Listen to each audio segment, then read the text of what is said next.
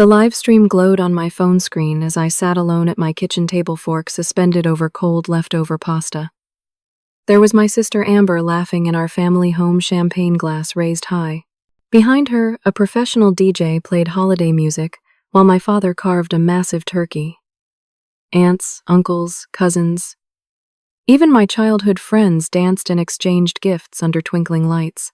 Just 3 days ago, they'd tearfully told me Christmas was canceled because they were broke. Too broke for any gathering at all. Yet here they were celebrating lavishly while I ate microwaved leftovers in my empty apartment, having sent them thousands to help with their financial struggles. I never thought I'd be in this position at 32 years old. After my mom died from cancer 6 years ago, I naturally stepped into the role of family caretaker. Not just emotionally, but financially too. As the eldest daughter with a good job, it seemed like the right thing to do. "Dallas, you're the strong one. You've always been the responsible one," my dad would say, his eyes still hollow from grief even years after Mom passed. How could I say no? He'd lost his wife, his high school sweetheart. Their love story had been my blueprint for what relationships should be. When she died, something in him broke. I work as a financial analyst at Mercer & Whitney, one of the top firms in Boston.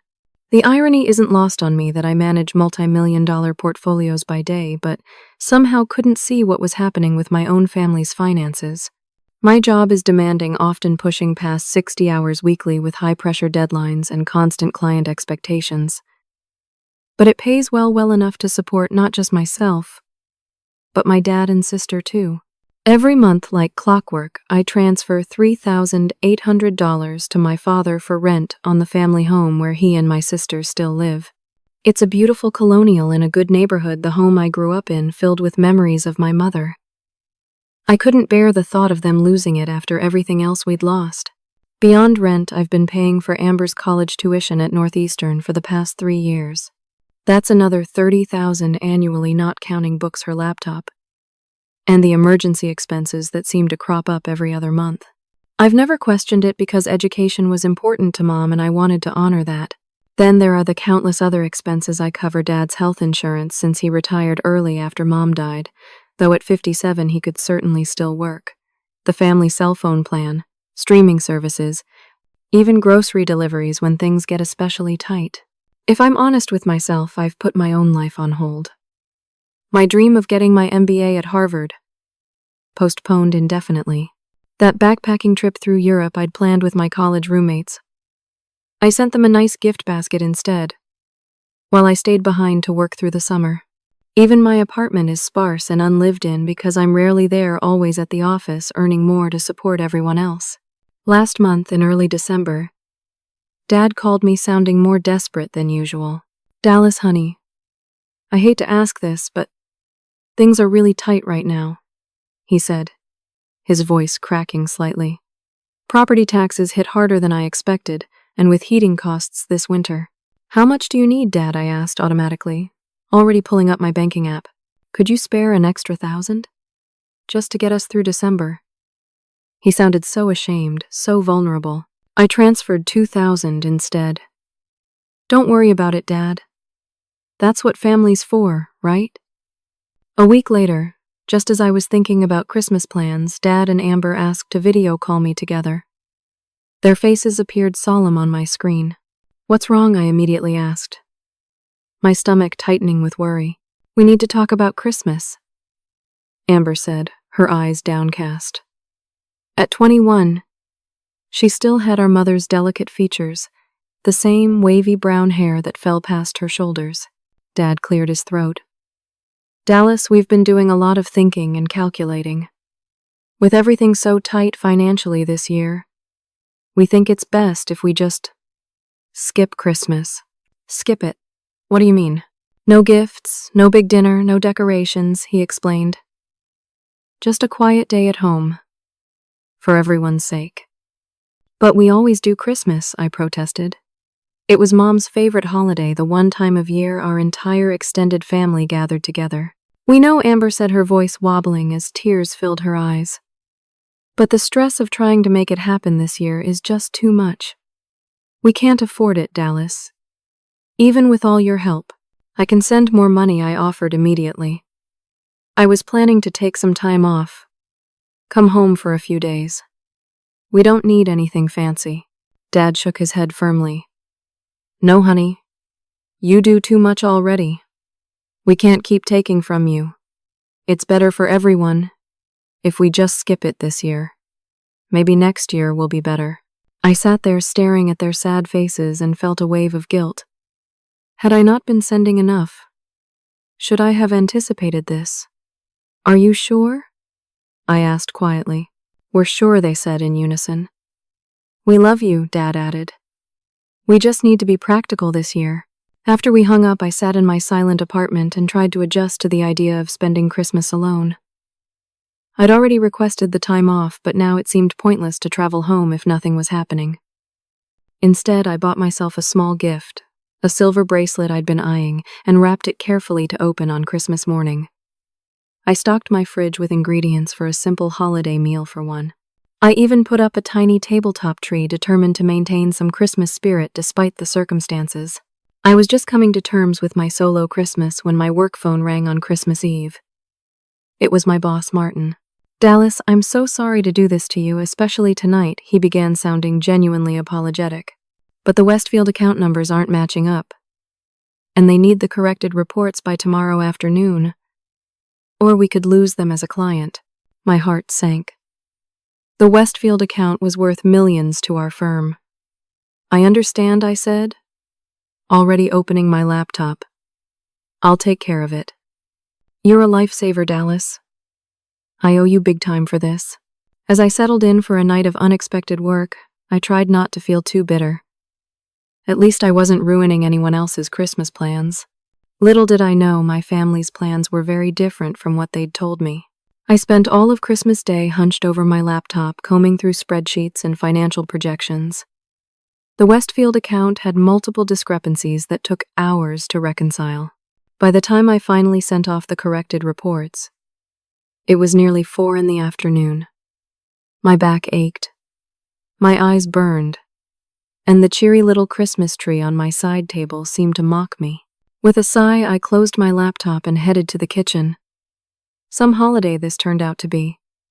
I hadn't even taken the time to make the simple Christmas dinner I'd planned. Instead, I pulled out leftover pasta from 2 nights ago and popped it into the microwave. I grabbed the bottle of wine I'd been saving for a special occasion, deciding that surviving this disaster of a holiday was reason enough to open it. As I waited for my food to heat, I pulled out my phone and opened Instagram, idly scrolling to see how friends were celebrating. Most posts featured the usual holiday scenes: families gathered around trees, tables laden with food, children tearing into presents. I felt a pang of loneliness, but reminded myself that Dad and Amber were probably having an equally quiet day at home. That's when I saw it. My sister's profile picture outlined in the colorful ring that indicated a live video. Without thinking, I tapped on it. The screen filled with light and sound, a stark contrast to my silent apartment. Christmas music pulsed in the background. And there was Amber. Her face flushed with excitement, wearing what looked like a brand new red dress that I recognized from the high-end boutique downtown. Easily a $1,000 outfit. Merry Christmas, everyone, she squealed, twirling for the camera. The party is amazing. My stomach dropped as she panned around, showing our family home transformed into a winter wonderland. Elaborate decorations covered every surface, a massive tree glittered with ornaments, and a table groaned under platters of catered food. A professional photographer was taking family portraits by the fireplace. And in the corner, an actual DJ was mixing holiday tracks. But what truly froze me was seeing who was there. Dad, dressed in what appeared to be a new suit, laughing as he poured champagne. Uncle Rob and Aunt Lisa, who I'd been told were spending Christmas in Florida this year. My cousins Tyler and Madison, who supposedly couldn't afford plane tickets home. Our neighbors. Family friends. Everyone was there. Everyone except me. As Amber continued her tour, pointing out the extravagant gifts under the tree and the expensive champagne, I spotted something that made my blood run cold. Jessica. My childhood best friend. The person who had held my hand at Mom's funeral, and who knew exactly how much I financially supported my family, was sitting on our couch, smiling and waving at the camera. Jessica's going to stay the night and help us recover tomorrow, Amber laughed. We're going to need it after all this partying. I watched numb with shock as Dad raised his glass in a toast. To family, he declared. Because family is everything. Everyone cheered. The irony was so painful I could barely breathe. The microwave beeped, jolting me back to awareness. Mechanically, I retrieved my sad plate of reheated pasta and returned to the table. I continued watching the live stream, unable to look away from this train wreck of betrayal as I picked at my food. Amber turned the camera toward a pile of opened gifts. Look what Daddy got me, she squealed, holding up a designer handbag that retailed for over $2,000. And these earrings from Aunt Lisa, the diamond studs sparkled as she modeled them. I recognized the handbag instantly. It was the same one I'd been saving up for, having mentioned to my sister how much I liked it. I'd been putting aside a little money each month, a rare indulgence I planned to gift myself after another year of hard work. Yet here was my sister casually flaunting it as if it cost nothing while I sat alone with my leftovers because they were too broke for Christmas. The video continued for another 20 minutes as Amber showed off more gifts and decorations. I watched people I loved eating, drinking, and celebrating without me, all while believing I was alone because they couldn't afford a holiday gathering. When the live stream finally ended, I sat in perfect stillness, my food untouched, wine forgotten. The silence in my apartment pressed against my ears like a physical weight. Tears filled my eyes, but they didn't fall. I felt too shocked, too hollow for crying. My phone buzzed with a text from Dad. Hope you're having a peaceful Christmas, honey. We miss you. Love you. I stared at those words, trying to reconcile them with the images I'd just witnessed. How long had this been going on? How many other family gatherings had I missed because I was told they weren't happening? How many times had I sent extra money for emergencies that were actually funding their parties and presents? With shaking hands, I texted Jessica I saw Amber's live stream. You were at my family's Christmas party. There was a long pause before the typing indicator appeared. Finally, her response came through. Dallas, I can explain. Your dad said you were too busy with work to come home for Christmas. Another lie. Another betrayal. And from Jessica, who knew better? I sent one more text. How many other family events have I been excluded from? This time her response came faster. Dallas, it's not what you think. But it was exactly what I thought. I could see it all clearly now. The puzzle pieces fitting together to reveal a picture I'd been too blind to see. While I worked myself to exhaustion providing for my family, they were living a double life at my expense. And everyone, even my closest friend, had been complicit in keeping me in the dark. I turned off my phone, unable to bear any more revelations for now. The magnitude of the deception was too overwhelming. As I sat there in my empty apartment on Christmas night, I realized I had never felt more alone in my life. I barely slept that night. Every time I closed my eyes, I saw images from that live stream, everyone laughing and celebrating without me. By morning, I felt hollowed out, operating on autopilot, as I made coffee and tried to process what had happened. I turned my phone back on to find multiple missed calls and texts from Jessica. No messages from my family, though. They had no idea. Their secret Christmas had been exposed. I called Jessica, needing answers more than I needed to protect myself from further pain. Dallas.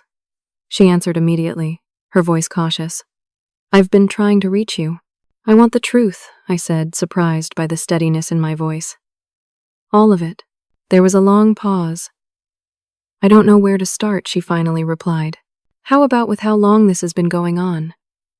How many family gatherings have I been told weren't happening while everyone else attended? Jessica sighed heavily. It's been a while. Thanksgiving this year. Your dad's birthday in September. The 4th of July barbecue. Each event she listed felt like another stab wound. I'd sent money to help with property taxes around July 4th, believing they were struggling. I'd worked through Thanksgiving because Dad said they were keeping it low-key this year, just him and Amber having a quiet dinner. Why, I asked the single word containing all my hurt and confusion. Your dad and Amber always had a reason, Jessica explained reluctantly. You work too hard, they didn't want to bother you. You wouldn't enjoy yourself anyway because you're so serious these days. And you believed that? No, she admitted quietly. I knew something was off. That's why I've been distant lately. It felt wrong, especially knowing how much you help them financially. But your dad can be persuasive. He makes it seem reasonable in the moment. Did anyone ever question why I wasn't there? Did anyone stand up for me? The question exposed my vulnerability. But I needed to know. Another painful silence. Not really, Jessica finally said. I'm so sorry, Dallas. I should have told you sooner. After hanging up with Jessica, I knew I needed concrete evidence of what my family had been doing. I opened my laptop and logged into my bank accounts, scanning through months of transactions. The regular transfers to my father were there, along with additional emergency funds I'd sent whenever he called with another crisis. Next, I checked the joint credit card I maintained with my father for emergencies only. I had set it up after Mom died, wanting to ensure he could handle any unexpected expenses without worry. The statement history revealed a shocking pattern of purchases: restaurants, clothing, stores, electronics. There were charges for party supplies and catering services around every holiday and family birthday I'd been told was being kept simple this year. I found a charge from a high-end jewelry store from just 2 weeks ago, totaling nearly $4,000. That was right after I'd sent the extra $2,000 for their supposedly desperate December situation. My hands shaking with anger, I opened social media and began scrolling through my relatives' accounts. I'd been so busy working I rarely checked these, and my family rarely tagged me in anything anymore because you're so private, Dallas. Now I saw why. Photos from gatherings I knew nothing about filled their feeds. Amber's Instagram showed shopping sprees with clothing and accessories I could barely afford for myself, despite my 6-figure salary. There were pictures of weekend trips to New York spa days and concerts, all during times she was supposedly studying hard at college. Speaking of college, I logged into the parent portal for Northeastern, where I had access because I paid the tuition. According to their records, Amber had withdrawn from the university nearly 7 months ago. 7 months of tuition payments totaling over $20,000 had gone. Where exactly? The most recent payment had been refunded directly to Amber's personal account, not to me as the payer. The pieces were falling into place now, creating a picture so disturbing I could barely process it. My father wasn't paying rent with the money I sent. The landlord's name was listed in my contacts because I'd met her once when signing as guarantor on the lease. I sent her a quick email asking for confirmation of payment status, and her response came within the hour. They were 3 months behind, despite my regular transfers to my father specifically for rent. As I continued digging, the evidence mounted. Credit card statements, withdrawal records, social media posts chronicling a lifestyle far beyond what my father's tight budget should allow. They weren't struggling financially. They were living luxuriously, funding their lifestyle with my hard-earned money, while deliberately excluding me from their lives. The final blow came when I was scrolling through my sister's Instagram stories from the previous night. In one brief clip, I caught a glimpse of her phone showing a group chat. I paused and zoomed in, my stomach turning as I read the visible messages. They were discussing me. Is Dallas still sending the rent money tomorrow? Someone had asked. Of course, my father had replied. She always does. Too responsible for her own good. She's missing out again, another message read. Too bad she's so boring and uptight to include in the fun. More fun for us, my sister had responded, adding a laughing emoji. I set down my phone, a strange calm settling over me. The shock and hurt were still there, but now something else was emerging. Clarity. For years I'd been played for a fool by the people I loved most. The people I'd sacrificed everything for had been using me, mocking me, and deliberately shutting me out of their lives while happily taking my money. I took a deep breath and began to make a plan. This wasn't just about one Christmas party. This was about years of systematic deception and financial exploitation by my own family. And it was time for it to stop. The day after Christmas, I called in sick to work for the first time in 3 years. I needed space to think, to process, to plan my next steps carefully. This wasn't a situation where I could just react emotionally, though God knows I wanted to. This required strategy. I made an appointment with Dr. Simmons, a therapist I'd seen briefly after Mom died. She was able to fit me in that afternoon, and I spent an hour pouring out the whole sordid story. "What you're describing, Dallas, is financial exploitation," she said gently when I finished, "combined with emotional manipulation and gaslighting." From my own family, I whispered, still struggling to accept it. Unfortunately, family exploitation is more common than people realize. Those we trust the most have the greatest opportunity to take advantage of us. She leaned forward. "What do you want to happen now?" I considered her question carefully. "I want to stop being used. I want them to understand what they've done. And honestly, I want some kind of justice, though I don't even know what that looks like." "Those are reasonable desires." Dr. Simmons nodded. "But I think there's something else you need to address first." "What's that?" "Why you've allowed this to continue for so long. What need has this fulfilled for you?" Her question caught me off guard. "I was just taking care of my family. After Mom died." "Yes, after your mother died, you stepped into a caretaker role. That was generous and loving. But it's evolved into something unhealthy, something that's hurting you, while enabling their worst behaviors." I sat with that uncomfortable truth. Had I needed to be needed? Had supporting them financially that been a way to keep them close, to ensure I remained important to them? The irony was bitter. I'd paid thousands to maintain a relationship that apparently didn't even exist, except when they needed money. "I think I was afraid of losing them," I admitted.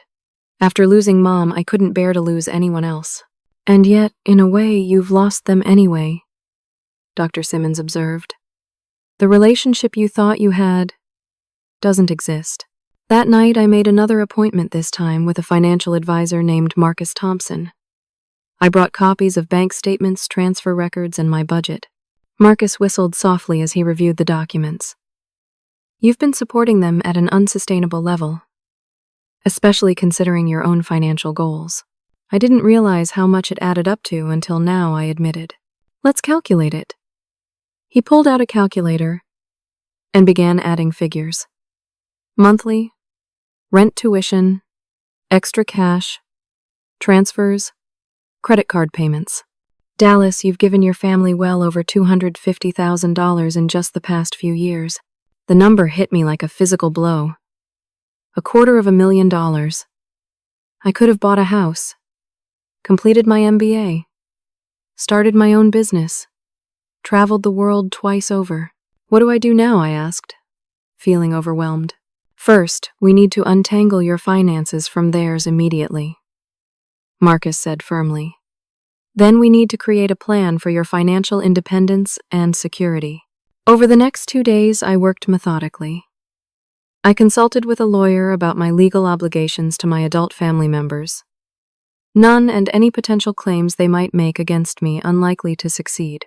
I gathered all evidence of transactions and their pattern of deception, organizing everything chronologically in a detailed document. I found a beautiful apartment in a neighborhood I'd always admired, but thought I couldn't afford. Ironically, without supporting my family, I could easily afford it. I put down a deposit and arranged to move in 2 weeks. I researched the master's programs I'd put off for years, requesting application materials and scheduling campus visits. Through it all, I maintained normal contact with my family. Dad texted asking how my Christmas had been, and I replied with a vague, quiet, just what I needed. Amber sent a series of selfies complaining about how boring their Christmas had been without me.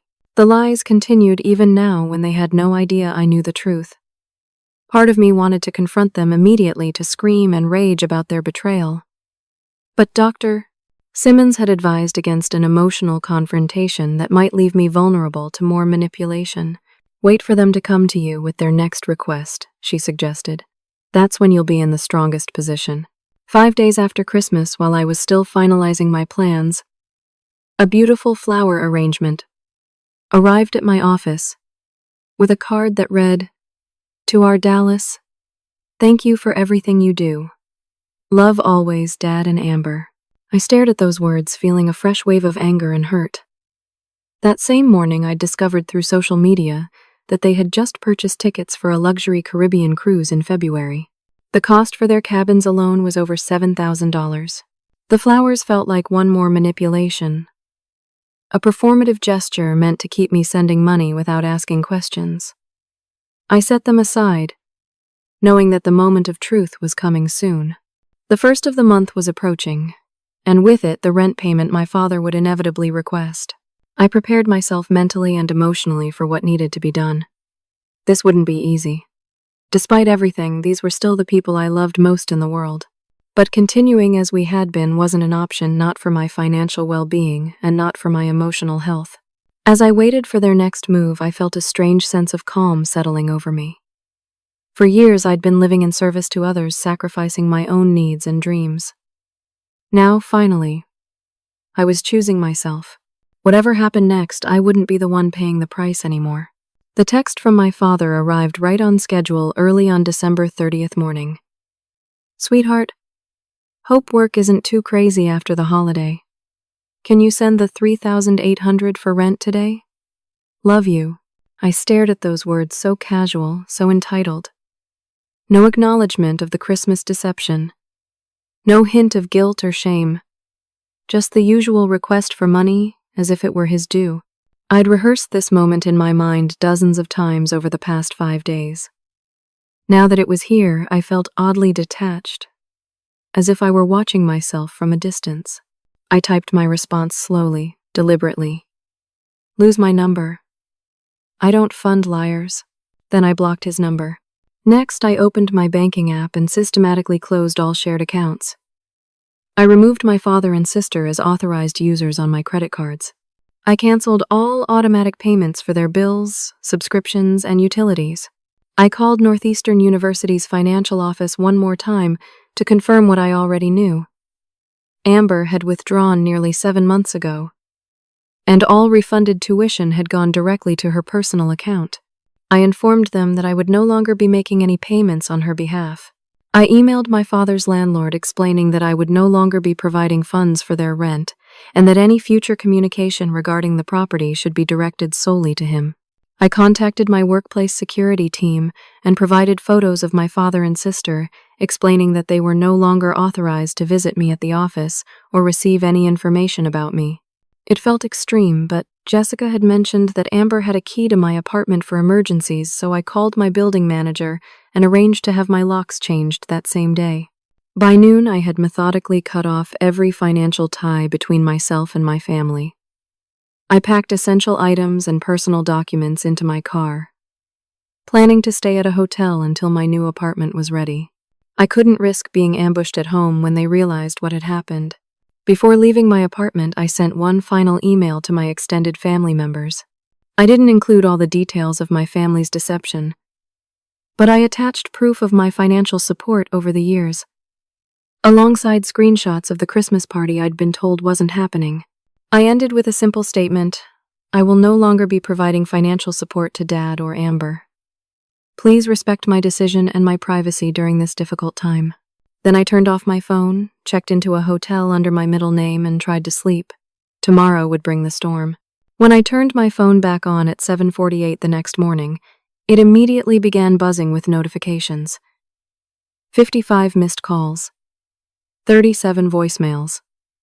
Dozens of texts from numbers I didn't recognize as my family tried to reach me from friends' phones after realizing I'd blocked them. I listened to just one voicemail, the most recent from my father. "Dallas, please. Call us. We need to talk. Please." His voice sounded broken, desperate. 6 days ago, that tone would have had me immediately sending money, doing whatever was needed to fix his problems. Now I recognized it for what it was, the panic of someone whose meal ticket had suddenly disappeared. The texts ranged from confused to angry to pleading. "What's going on? Call me as soon as possible. Uncle Rob. You can't just cut your family off like this, Aunt Lisa.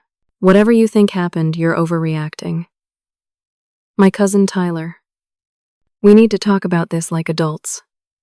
My father from someone else's phone. "I'm going to lose my apartment if you don't help Amber." Her desperation, evident in the multiple exclamation points. I read them all without responding, then methodically blocked each new number. I'd expected the backlash, the attempts to pull me back in.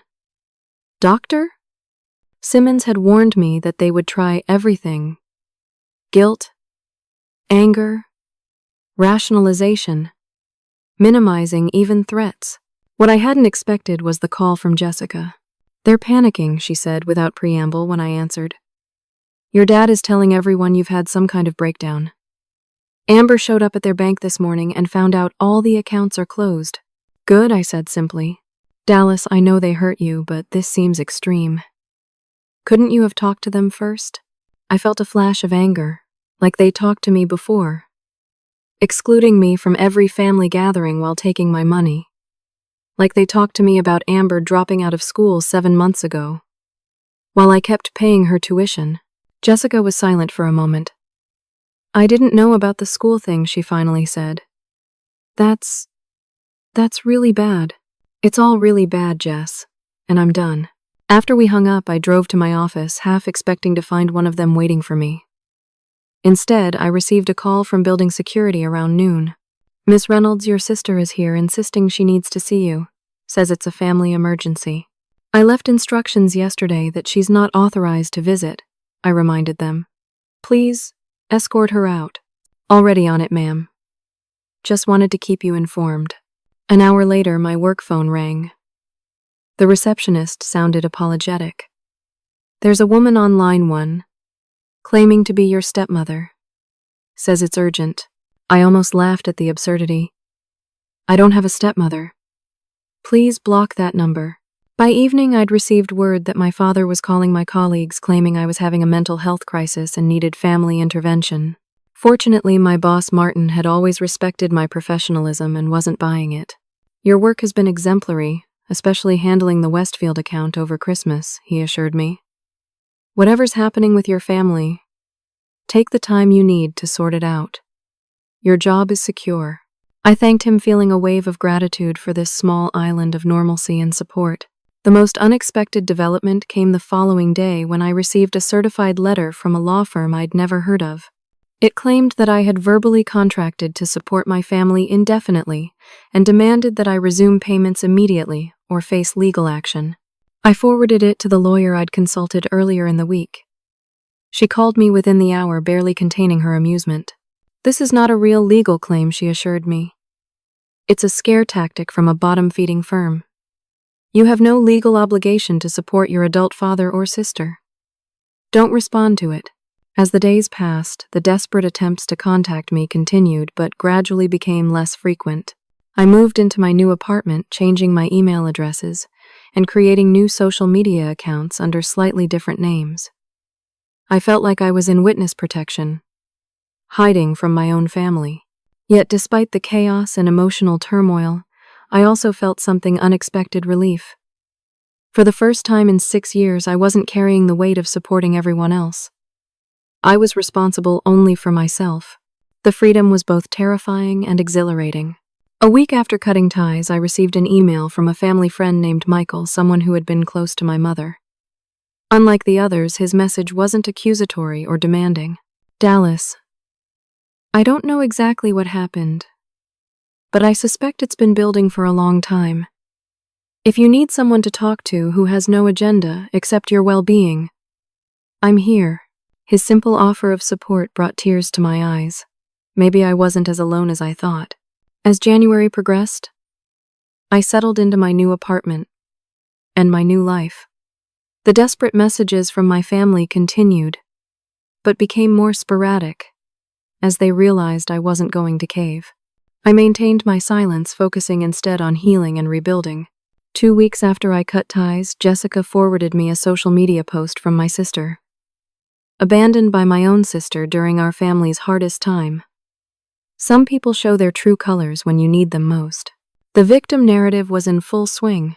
According to what Jessica had heard, my father and sister were telling anyone who would listen that I had abandoned them without warning, that I was mentally unstable, that they were completely blindsided by my sudden cruelty. "They're not telling people about the Christmas party or Amber dropping out of school or any of it," Jessica reported. "They're just playing the victims." I expected that I told her, surprised by how little it bothered me. They can say whatever they want. I know the truth. A few days later, I received a letter from my father's landlord. She had received my email, explaining the situation, and wanted me to know that, contrary to my belief that he was 3 months behind on rent, my father was actually 5 months behind. The eviction process had already begun before Christmas. 5 months.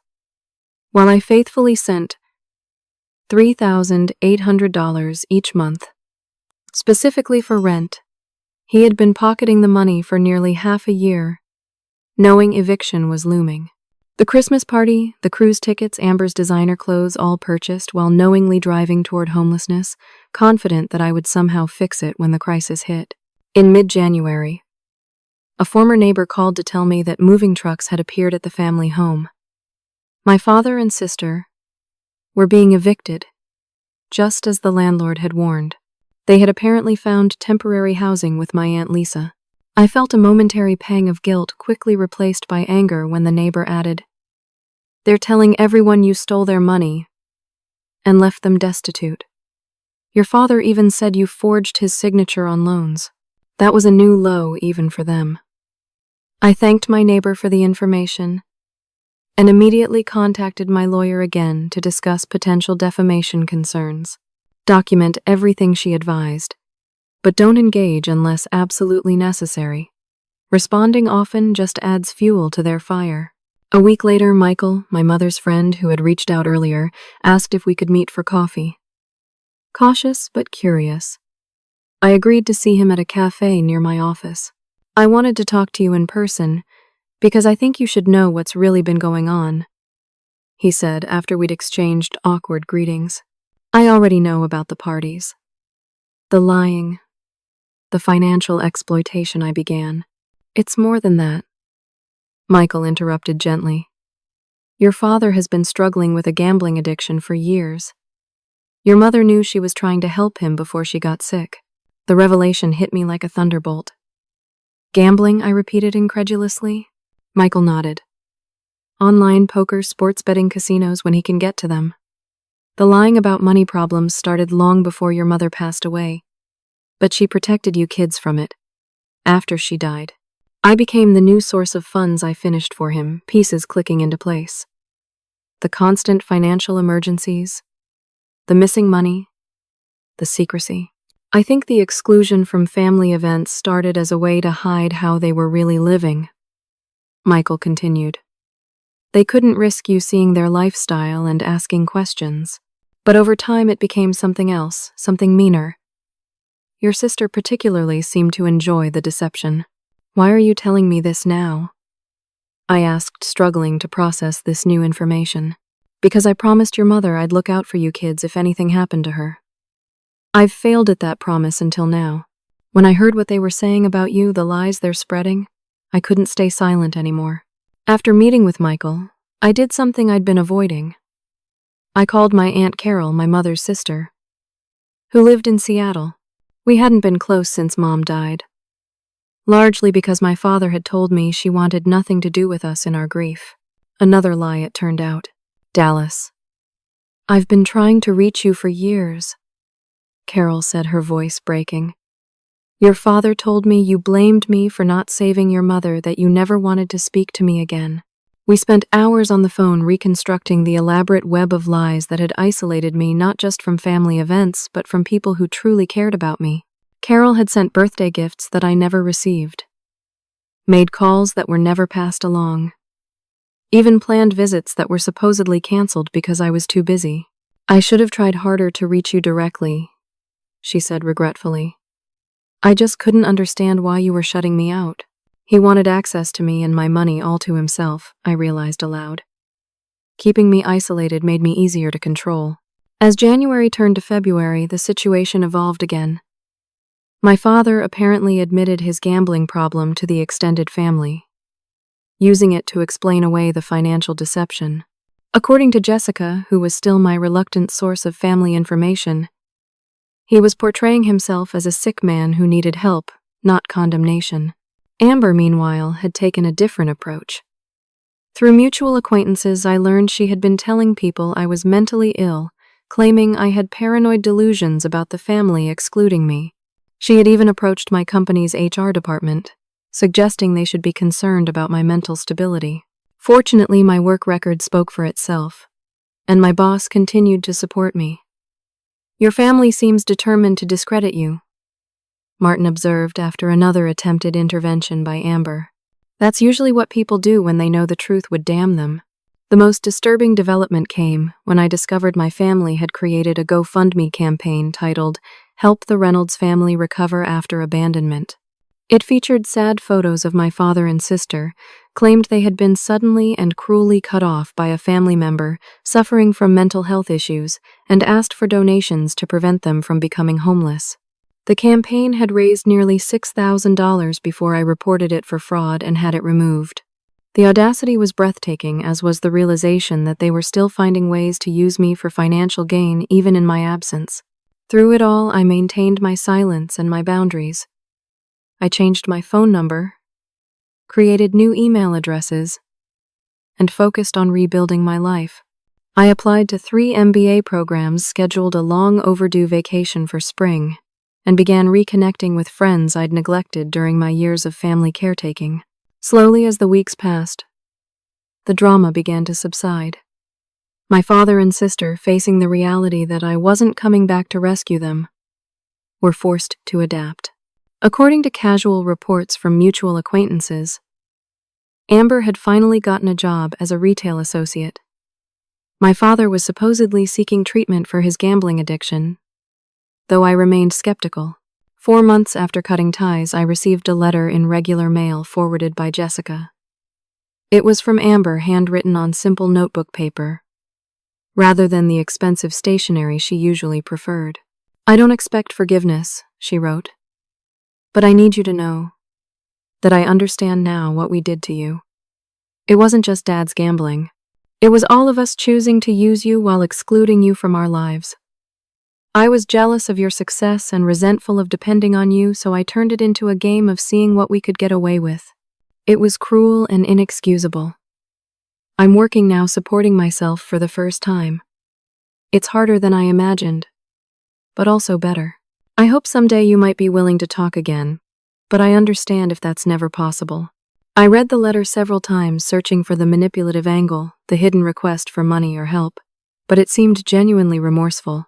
I didn't respond immediately, still too raw and untrusting to re-engage. But I kept the letter a first small indication that perhaps real change was possible. 6 months after discovering my family's betrayal, my life had transformed almost beyond recognition. I had moved into a beautiful apartment in Back Bay with floor-to-ceiling windows and enough space for a home office. I had been accepted to Harvard Business School's part-time MBA program and would begin classes in the fall. I had reclaimed my finances, started therapy, and even begun dating again after years of putting my personal life on hold. Most importantly, I had established boundaries that allowed me to live authentically for perhaps the first time in my adult life. The journey wasn't easy. There were nights I woke up panicked, wondering if I'd made a terrible mistake by cutting off my only family. There were moments of profound loneliness when I realized I had no one to call with good news or bad. There were times when the anger was so overwhelming I could barely function. But gradually those moments became less frequent and less intense. In their place grew something unexpected, a sense of genuine peace and self-reliance I had never known before. In May, nearly 6 months after cutting ties, I received another letter from Amber. This one came directly to my new address, which meant she had gone to some effort to find me. "I've been in therapy for 4 months now," she wrote. "My therapist thinks I should tell you everything, all the ways we manipulated and used you over the years. She says you deserve complete honesty, even though it makes me look terrible." She's right. What followed was a detailed accounting of years of deception, the family events I'd been deliberately excluded from, the lies about financial emergencies that never existed, the cruel jokes at my expense, the ways they had systematically isolated me from our extended family and my mother's friends to maintain control over me and my resources. Dad's gambling explained some of it, but not all, she admitted. I was just as responsible. I liked the lifestyle your money provided without having to work for it. I liked feeling superior to you while taking your money. I can't blame Dad for who I chose to become. She ended with a request. Not for money or material help, but simply, if you're ever ready to talk, even just once, I would be grateful for the chance to apologize in person. I considered her request carefully. Dr. Simmons and I had discussed the possibility of eventual reconciliation with strict boundaries and realistic expectations. Forgiveness doesn't mean returning to the way things were, she had reminded me. It can simply be releasing the anger so it doesn't consume you anymore. After careful consideration, I texted the number Amber had included in her letter, coffee.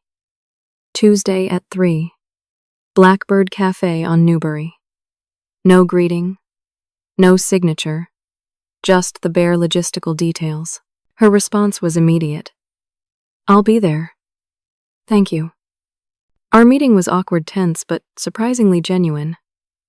Amber looked different, simpler somehow. Gone were the designer clothes and expensive accessories. She wore jeans, a plain sweater, and no makeup. She seemed younger and older simultaneously. I've been working at Macy's, she told me, when I asked what she was doing now. And taking community college classes. Basic stuff, business administration. Do you like it? She considered the question seriously. Parts of it. I like learning things I can actually use. I like earning my own money, even though it's not much. She met my eyes directly. I don't like how hard everything is when you actually have to pay your own bills. Welcome to adult life, I said dryly. A ghost of a smile crossed her face. Yeah. Better late than never, I guess. We talked for nearly 2 hours. I asked hard questions. She gave difficult answers. There were tears on both sides.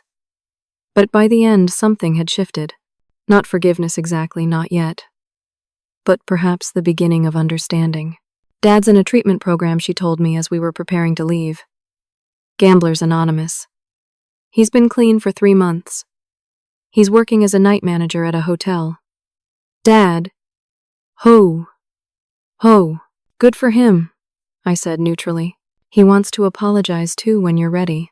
If you're ever ready. I nodded but made no promises. One step at a time. The following week, I received a surprising call from Aunt Carol in Seattle. I'm coming to Boston for a conference next month, she said. I'd love to see you if you're comfortable with that. When we met, the resemblance to my mother nearly took my breath away. We spent the weekend together, rebuilding our relationship, sharing memories of Mom, and beginning to heal the artificial rift my father had created between us. Your mother would be so proud of you, Carol told me, as we walked along the Charles River. Not just for your success, but for your courage in facing the truth and choosing a healthier path. Throughout the summer, I cautiously reconnected with selected family members and friends, establishing clear boundaries with each relationship. Some, like Carol, became close confidants. Others remained more distant, our trust too damaged for full reconciliation. In September, a full 9 months after the Christmas revelation, I agreed to meet with my father. We chose a public restaurant, and I arranged for a friend to call midway through in case I needed an excuse to leave. He looked older, thinner, humbled in a way I'd never seen before. He began with a simple statement that caught me off guard. With its directness, I failed you completely as a father. What followed was a conversation unlike any we'd ever had, full of painful truths and difficult acknowledgments. He talked about his gambling addiction, how it had begun even before Mom's illness, how it had escalated after her death. I used your grief and your love against you, he admitted. I exploited your desire to keep the family together. There's no excuse for that. No justification. I asked the question that had haunted me for months. Was any of it real? Did you ever actually love me? Or was I just a resource to be used? Pain flashed across his face. I have always loved you, Dallas. Even at my worst, even when I was manipulating you and lying to you, I loved you. I just loved the gambling more, and I loved the easy life your money provided. I convinced myself I was entitled to it somehow, By the end of our meal, I hadn't offered forgiveness, but I had gained something valuable: clarity. My father's actions weren't my fault. His choices weren't a reflection of my worth. And his problems were not mine to fix. I don't know what our relationship will look like going forward, I told him honestly as we prepared to leave. I need more time. I understand, he said quietly. I'm grateful you even agreed to see me. Whatever you decide, I'll respect it. As Christmas approached again, I faced it with mixed emotions. The previous year's betrayal still stung, but the pain had dulled. I had created a new life, one based on authenticity and mutual respect, rather than obligation and exploitation. I decided to host a small holiday gathering in my new apartment. I invited carefully chosen people: Aunt Carol, who flew in from Seattle, a few close friends from work, some new friends from my MBA program, Jessica, who had apologized sincerely for her role in the deception, and after much deliberation, Amber. My father wasn't ready for inclusion in my life at that level yet, but I sent him a Christmas card, a small gesture of acknowledgement that a door remained slightly open. The party was nothing like the elaborate, superficial gatherings my family had held in my absence. It was simple, genuine, and joyful. We ate good food, shared honest conversation, and celebrated not just the holiday, but the new beginnings we had all created. As everyone gathered around my dining table, Amber caught my eye from across the room and mouthed two simple words: "Thank you." Not for money, not for solving her problems, but simply for the chance to be present, to begin rebuilding what had been broken. That night, after everyone had gone, I sat by the window of my apartment looking out at the Boston skyline glittering with holiday lights. I thought about the journey of the past year, from betrayal to independence, from hurt to healing. I had learned that family isn't just about blood relations. It's about people who show up authentically, who respect boundaries, who give as well as take. Sometimes those people are the ones we're born to, but often they're the ones we choose and who choose us in return. I had learned that financial support without emotional connection is just a transaction, and that genuine love requires honesty, even when that honesty is difficult. Most importantly, I had learned that choosing myself wasn't selfish, it was necessary. By refusing to fund the lies any longer, I had not only saved myself, but ultimately forced my family to confront their own destructive patterns. The road ahead wouldn't be perfect or painless. Trust once broken rebuilds slowly, if at all. But I faced the future with a clarity and strength I had never known before, grateful for both the painful lessons and the new beginnings they had made possible. Have you ever had to make the difficult choice between supporting family and protecting yourself? What boundaries have you established in your own relationships to ensure they remain healthy and reciprocal? I'd love to hear your thoughts in the comments. And if this story resonated with you, please like, subscribe, and share to help others who might be struggling with similar situations. Thank you for listening to my journey, and I wish you the courage to fund truth rather than lies in your own life.